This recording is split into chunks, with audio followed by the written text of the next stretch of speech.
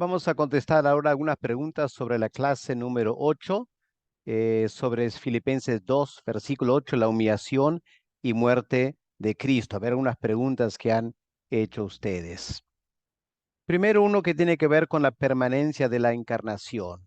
Pastor, cuando nuestro Señor Jesucristo vuelva, ¿aún tendrá la humanidad? Por supuesto que sí. La encarnación marcó un momento decisivo en la cual el eterno Hijo de Dios asumió humanidad en forma permanente. Vivió aquí en la tierra por 33 años, murió y resucitó con cuerpo glorificado, pero seguía siendo un ser humano con la naturaleza humana encarnada, ahí el Hijo de Dios. Cuando ascendió al cielo, ascendió como ese Hijo de Dios encarnado en Jesús de Nazaret. Seguía con su naturaleza humana. Y ahora, a la diestra del Padre, continúa con la naturaleza humana. Por lo tanto, cuando vuelva por segunda vez, va a volver con la naturaleza humana y por toda la eternidad tendremos el privilegio de ser reinados y gobernados por el Dios hombre, Jesús de Nazaret, nuestro Salvador. Una pregunta acerca de traducción o interpretación. Frente a las diversas traducciones y versiones de la Biblia que tenemos a la mano hoy, nos hacemos la siguiente pregunta. ¿Qué estamos queriendo decir? ¿Traducir o interpretar? ¿En qué se diferencia traducir e interpretar? Bueno, básicamente hay tres filosofías de traducción de la Biblia. La primera filosofía es la filosofía ultraliteral. Esta filosofía consiste en traducir el texto bíblico del hebreo o griego al español casi palabra por palabra, no solo traduciendo los términos al español, sino guardando el orden de las palabras en la oración. Esta es una tendencia de las traducciones más antiguas. La Reina Valera originalmente tenía esa tendencia, al igual que las Biblias en inglés. Entonces, esa es una filosofía, traducir la Biblia palabra por palabra en el orden en que está escrito. El problema es que en cada idioma el orden de palabras en una oración varía. Y por eso para muchas personas leer una versión como la Reina Valera a veces suena extraño porque el orden de palabras no es muy natural en el idioma español. La segunda filosofía es traducir, pero no en forma palabra por palabra, sino traducir eh, los conceptos de las oraciones, procurando tomar literalmente cada palabra y traducirla al equivalente en español. Así que eso es traducir oración por oración, guardando las palabras en el idioma original y buscando la palabra más semejante en el idioma español. Eso obviamente se hace mucho más fácil la lectura que la primera forma de traducir. Aquí ahora entra un poco de interpretación, porque obviamente si solo estás traduciendo palabra por palabra, eso no te exige interpretar mucho. Pero cuando vas a traducir la oración completa, entonces eso eh, empiezas un poquito a interpretar el sentido del autor. ¿Por qué puso las palabras en ese orden? La tercera filosofía de la traducción es lo que se llama el equivalente dinámico, en la cual no se traduce las palabras literalmente, sino que se busca una traducción eh, más actualizada con una palabra que equivale al original, pero no necesariamente usando la misma palabra. Por ejemplo, hay algunos textos en el Nuevo Testamento donde se usa la palabra sangre hablando de la muerte de Cristo en la cruz. En algunos casos, los traductores en versiones más modernas cambian la palabra sangre por la muerte de Cristo. O a veces cuando el texto original dice la cruz, los traductores ponen muerte. Ahora, enseguida que vamos al esta filosofía que es el dinámico equivalente, se presta para mucha interpretación. Y dependiendo quién lo está haciendo, se va alejando del texto bíblico, interpretando el texto bíblico de una forma bastante diferente del original. Lo que estamos diciendo entonces es que no hay una versión perfecta en español. Hay que reconocerlo. Aún en las traducciones más literales, hay un elemento de interpretación, porque el traductor tiene que interpretar cómo se está usando esa palabra en el idioma original. Me explico, un ejemplo que he usado muchas veces. La palabra verde, ¿cómo lo vamos a traducir al inglés? Bueno, la palabra en inglés para verde es green. Ahora, uno puede decir, el pasto es verde. Eso es fácil traducir al inglés. The grass is green. Pero a veces en español decimos algo como, le dieron luz verde para el proyecto. En ese caso, es un modismo. No se está hablando del color verde. La expresión luz verde viene de los semáforos. Cuando hay la luz verde, el chofer puede avanzar. Entonces, luz verde significa avanzar. Ahora, podríamos traducir el inglés, em, literalmente le dio luz verde al proyecto. He gave them green light for the project. Eso en inglés todavía se entiende. Pero el dinámico equivalente sería, en vez de traducir luz verde para el proyecto, diría, le dio permiso para avanzar el proyecto.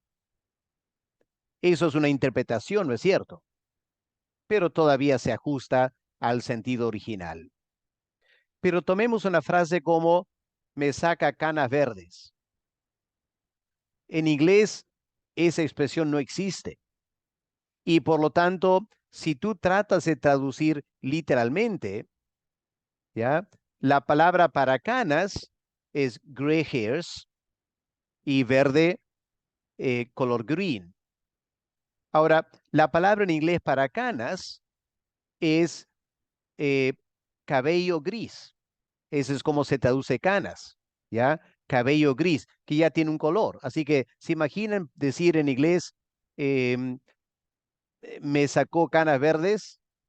He brought out green hairs from my gray hair. Ya es muy complicado, no se entiende. Así que hay ciertas palabras, muchas expresiones que no se puede traducir literalmente. Cuando son modismos, por ejemplo, hay que interpretar. Así que lamentablemente, o una realidad en la traducción de la Biblia, es que hay elementos de interpretación. Por eso, los que van a predicar la palabra y estudiar la palabra en detalle, van a tener que manejar los idiomas originales para que puedan notar en una versión de la Biblia cómo se está traduciendo el texto original. Eso demanda mucho de la persona porque tiene que no solo aprender el griego y el hebreo, sino que tiene que dominarlo, tener cierta excelencia en el manejo del idioma para poder recién evaluar las versiones de la Biblia. Todo un desafío por delante, ¿no es cierto? Así que ahí está la diferencia entre traducir e interpretar. Traducir tiende a ser palabra por palabra. Interpretar es tratar de tomar el concepto en un idioma y lo traduces a otro idioma, pero traduces el concepto más que las palabras en sí. y eso ya implica un mayor nivel de interpretación. Ahora el tema de vaciamiento en el ministerio. Una persona pregunta, ¿en qué medida los ministerios de nuestros días se vacían en el modelo de Cristo? La verdad es que muy pocos, lamentablemente. Hay algunos, felizmente, hay hermanos líderes muy sencillos serviciales. ¿Será que hoy hemos olvidado el imitar a Cristo en toda su forma de vida? Temo que sí. No solo los ministros, sino los creyentes también. Nuestras vidas tienden a ser muy diferente a la vida de aquel que vino del cielo a la tierra, se sacrificó, vivió una vida bastante abnegada, sirviendo a los demás, no tenía casi nada de bienes materiales. ¿Qué creyente vive así hoy en día? Sí que hay un gran desafío para los ministros y para los creyentes también. La iglesia del siglo XXI volverá en algún momento a imitar el ejemplo de Cristo solo si se daría un tremendo despertar espiritual y si el Espíritu Santo sería derramado sobre la iglesia en tal manera que nos transforme a la imagen de Cristo. Creo que es la única manera en la cual la iglesia del siglo XXI volvería realmente a imitar el ejemplo de Cristo. Al fin de los tiempos, ¿qué peligros tenemos por delante que enfrentar? Tenemos el gran peligro de la apostasía espiritual, una tremenda presión sobre creyentes de moldearse a las formas de pensar del mundo que nos rodea, y los creyentes que no se moldean van a ser rechazados, cuestionados y perseguidos. Creo que ese es uno de los grandes desafíos de los últimos tiempos en que estamos ya entrando a vivir. ¿Qué de la unidad de la iglesia? En el liderazgo y equipo pastoral en algunas iglesias, todavía existe gran diferencia sobre el vaciamiento que practicó Cristo. Efectivamente, ¿qué cosas prácticas se deben hacer para que la congregación lo haga y se fomente la unidad que nos hace falta? Bueno, el liderazgo tiene que dar el ejemplo. Los pastores y líderes tenemos que tener una actitud de servicio, no de autoridad. Estamos ahí para el bien de los demás. No estamos para imponer nuestra autoridad y maltratar a la gente bajo nuestro cargo. Muchas veces también pastores y líderes chocan entre sí, tremendos desacuerdos, no quieren trabajar juntos. Eso pasa a la congregación. Cuán importante es que los pastores y los líderes de ministerios aprendan a trabajar en unidad, como Pablo anima a Evodio y a Síntique a ponerse de acuerdo, zanjar diferencias y trabajar en unidad. No podemos esperar que la iglesia, los miembros, tengan una unidad entre ellos, si no ven en el liderazgo el modelo y ejemplo de unidad. ¿Qué de pleitos entre hermanos? Una persona pregunta, ¿cuál debería ser la actitud de los líderes ante un enfrentamiento entre hermanos que nos lleva a denunciarnos ante las autoridades por cosas materiales, como terrenos o locales, y hasta expulsar a las personas que no se someten a nuestros intereses? Bueno, cuando se trata de miembros de la iglesia, esto implicaría una disciplina. El apóstol Pablo claramente dice que esto nunca se debe dar. Así que si un pastor ve a un miembro de la iglesia que lleva a otro miembro de la iglesia ante un juicio, ese miembro que enjuició al otro públicamente debe ser puesto bajo disciplina, porque no está actuando conforme a la palabra de Dios. Ahora, los líderes tienen que entrar a tallar ahí para ver qué está pasando, y los líderes deben dar una solución. Tristemente, uno escucha de pastores que hacen esto. Y cuando pastores lo hacen, uno se pregunta como miembro si debo quedar en esa congregación. Porque cuando pastores están haciendo eso, claramente no están sometiéndose a la palabra de Dios. Así que yo como creyente, ¿cómo me voy a someter a un liderazgo que no se somete a la palabra de Dios?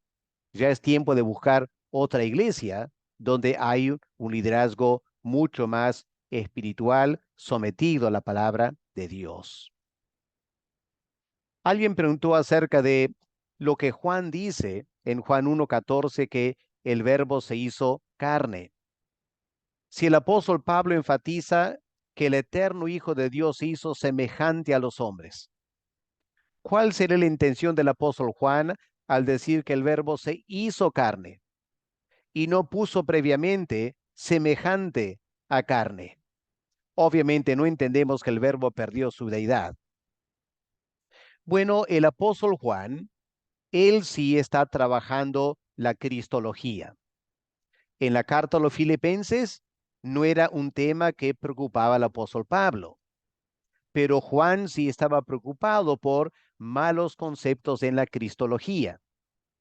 Y un mal concepto en el tiempo de Juan era lo que se llama el docetismo, que eh, Jesús solo pareció ser un hombre. Era semejante a un hombre, pero en realidad era un fantasma. Ahora, si Juan hubiera dicho que el verbo se hizo semejante a carne o semejante a hombre, se prestaría para la postura docética. Por eso Juan rehúsa usar la palabra semejante y es bastante dogmático y eh, asevera esta verdad diciendo se hizo carne. Con eso lo que Juan está diciendo es que se hizo un ser humano. Fue una verdadera encarnación, no simplemente un fantasma que aparentaba tener un cuerpo humano, pero que realmente no era cuerpo humano. Por eso Juan lo pone de esa manera, por el problema doctrinal que apareció hacia el fin del siglo I. ¿Qué de la forma externa o condición? En el diccionario Strong, la palabra eurisco se traduce como hallar, encontrar, ver u obtener. Si hacemos un ejercicio de buscar la mejor acepción para acompañar con schema, forma externa, ¿no podría decirse viéndose en forma externa de hombre o teniendo la forma externa de hombre? Aquí voy a tomar esta frase que se dice, no hay palabra mal hablada, sino mal entendida. Al final, de repente, podemos tener ciertas diferencias o elecciones de cómo traducir. Lo importante es que entendamos bien los conceptos fundamentales. Y si una persona encuentra cierta forma de palabra, le hace expresar mejor lo que el texto original dice, está muy bien, no hay problemas. Continúa, y para que en español no haya confusión con forma, que es morfe el verso 6, ¿no sería mejor seguir usando el verso 8 condición, que también es una implicancia de circunstancia o modo? Es aquí donde precisamente lo que acabo de decir, mucho tiene que ver con la percepción de la persona y lo que la persona siente o percibe del uso de cierta palabra. Confieso que para mí la palabra condición me da a entender, según mi forma de pensar, que está hablando de una condición pasajera y que en otro momento va a cambiar radicalmente y ya no será su condición. Creo que por eso yo no me siento tan cómodo con la palabra condición, pero podría ser simplemente es eh, mi uso de esa palabra, ese concepto a lo largo de los años que me ha condicionado, si me permiten usar esa palabra, para pensar que condición apunta a una situación provisional y que luego va a pasar a otra condición. Creo que aquí lo que se quiere decir es que el Señor asumió en forma permanente la condición de un ser humano. Ahora, si hacemos un ejercicio de interpretación, ¿no sería mejor hablar de fisionomía cuando nos referimos a las características más externas de Jesús como hombre judío? Una vez más, es asunto de cada uno. ¿Qué palabras usa?